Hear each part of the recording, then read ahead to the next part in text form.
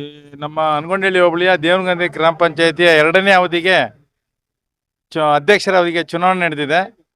ನಮ್ಮ ಕಾಂಗ್ರೆಸ್ ಪಕ್ಷದ ಒಡಂಬಡಿಕೆಯಂತೆ ಮೊದಲೇ ಅನ್ನಪೂರ್ಣ ಅವರು ಅಧ್ಯಕ್ಷರಾಗಿದ್ದರು. ಅವರು ನಮ್ಮ ಮಾತಿನಂತೆ ರಾಜೀನಾಮೆ ಕೊಟ್ಟು ನಮ್ಮ ರತ್ನ ಗೋವಿಂದರಾಜು ಅವ್ರಿಗೆ, ಅಂದರೆ ಓಬಳಾಪುರ ಚಿಕ್ಕ ಗ್ರಾಮ ಆದರೂ ಆ ಊರಿಗೆ ಒಂದು ಸಾರಿ ಕೊಡಲೇಬೇಕಂತ ಶಾಸಕರ ಒತ್ತಾಸೆ ಇತ್ತು. ಅದ್ರ ಪ್ರಕಾರ ದೇವನಗಂದಿ ಅನ್ನಪೂರ್ಣ ರಾಜೀನಾಮೆ ಕೊಟ್ಟ ಕಾರಣ ಆ ತೆರವಾದ ಸ್ಥಾನಕ್ಕೆ ಇವತ್ತು ಚುನಾವಣೆ ನಡೆದಿದೆ.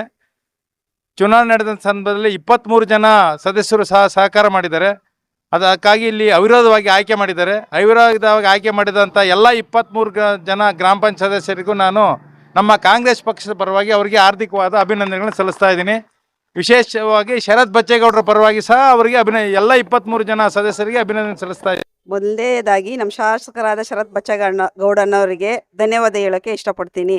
ಆಮೇಲೆ ನಮ್ಮ ಹೋಬಳಿ ಮುಖಂಡರಾದ ಪ್ರಕಾಶ್ ಅಣ್ಣವರು, ಆರೋಹಳ್ಳಿ ದೇವರಾಜ ಅಣ್ಣವರು, ಬಾಬು ರೆಡ್ಡಿ ಅಣ್ಣವರು, ಕೃಷ್ಣ ರೆಡ್ಡಿ ಅಣ್ಣವರು, ಡಿ ಕೆ ಅಣ್ಣವರು, ಎಲ್ಲ ಪ್ರತಿಯೊಬ್ಬ ಮಾರೇಗೌಡರು, ಎಲ್ಲ ಹೋಬಳಿ ಮುಖಂಡರಿಗೆ ಈ ಮೂಲಕ ಧನ್ಯವಾದ. ಕೇಶವ ರೆಡ್ಡಿ ಅವರು, ಎಲ್ಲ ಹೋಬಳಿ ಮುಖಂಡರಿಗೆ ಹೆಸರುವಾಗಿ ಧನ್ಯವಾದ ಹೇಳೋಕ್ಕೆ ಇಷ್ಟಪಡ್ತೀನಿ. ನಮ್ಮ ಪ್ರಕಾಶ್ ಅಣ್ಣವ್ರು ಹೇಳ್ದಂಗೆ ಏನು ಹೇಳಿದ್ರು ಅದು ಅಭಿವೃದ್ಧಿ ಕಾರ್ಯ ಆಗಲಿ, ನಮ್ಮ 23 ಜನ ಮೆಂಬರು ಸೇರಿಕೊಂಡು ಅಭಿವೃದ್ಧಿ ಕಾರ್ಯಗಳು ನಾನು ಮಾಡ್ಕೊಂಡು ಹೋಗ್ತೀನಿ ಅಂತ ಈ ಸಂದರ್ಭದಲ್ಲಿ ಹೇಳೋಕ್ಕೆ ಇಷ್ಟಪಡ್ತೀನಿ. ಪಂಚಾಯತಿಯಲ್ಲಿ ನಾವು ಆಲ್ರೆಡಿ CSR ಅನುದಾನದಾಗಲಿ ಎಲ್ಲ ದೇವಲಾಪುರ ಆಗಲಿ ಅಂಗನವಾಡಿಗಳು ಎಲ್ಲ ಊರುಗಳಲ್ಲಿ ಒಂದೊಂದೇ ಮಾಡ್ಕೊಂಬರ್ತಾ ಇದ್ದೀವಿ. ಹಂಗೆ ನಮ್ಮ ಶಾಸಕರ ಸಹಕಾರದೊಂದಿಗೆ ಇನ್ನೂ ಮುಂದುವರೆದ ಕಾಮಗಾರಿಗಳನ್ನು ಅವರು ಮುಖಾಂತರ ಮಾಡ್ಕೊಂಡು ಹೋಗ್ತೀವಿ ಅಂತ ಹೇಳ್ತೀವಿ. ಈ ದಿನ ನಮ್ಮ ಅಧ್ಯಕ್ಷರ ಚುನಾವಣೆ ರಾಜೀನಾಮೆ ನೀಡಿದರು. ಈ ದಿನ ನಮ್ಮ ಪಿ ರತ್ನ ಅವರು ತೆರವಾದ ಸ್ಥಾನಕ್ಕೆ ಅರ್ಜಿ ಹಾಕಿದರು. ಯಾರು ಮೆಂಬರ್ಗಳು ಅರ್ಜಿ ಹಾಕದೇ ಇರೋ ಕಾರಣ ಅವರು ಅವಿರೋಧವಾಗಿ ಆಯ್ಕೆ ಆಗಿದ್ದಾರೆ.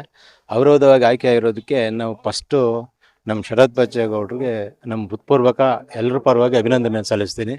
ಮತ್ತು ಅದೇ ರೀತಿಯಾಗಿ ನಮ್ಮ ಹೋಬಳಿ ಎಲ್ಲ ಮುಖಂಡರಿಗೂ, ನಮ್ಮ ಪಂಚಾಯತಿ ಎಲ್ಲ ಮೆಂಬರ್ಗಳಿಗೂ, ಗ್ರಾಮಸ್ಥರಿಗೂ, ನಮ್ಮ ಹತ್ತುಹಳ್ಳಿ ಎಲ್ಲ ಪಂಚಾಯತಿ ಇವ್ರಿಗೆಲ್ಲ ನನ್ನ ಕೃತಜ್ಞತೆಗಳನ್ನ ಸಲ್ಲಿಸ್ತೀನಿ. ಪಂಚಾಯತಿಲಿ 2ನೇ ಅವಧಿಗೆ ನೂತನವಾಗಿ ಅಧ್ಯಕ್ಷರಾಗಿ ಆಯ್ಕೆಯಾಗಿರ್ತಕ್ಕಂಥ ಪಿ ರತ್ನ ಗೋವಿಂದರವ್ರಿಗೆ ನಾನು ಗ್ರಾಮ ಪಂಚಾಯತಿ ಮತ್ತು ನನ್ನ ವೈಯಕ್ತಿಕವಾಗಿ ಅವ್ರಿಗೆ ಧನ್ಯವಾದಗಳನ್ನ ಅರ್ಪಿಸ್ತೀನಿ.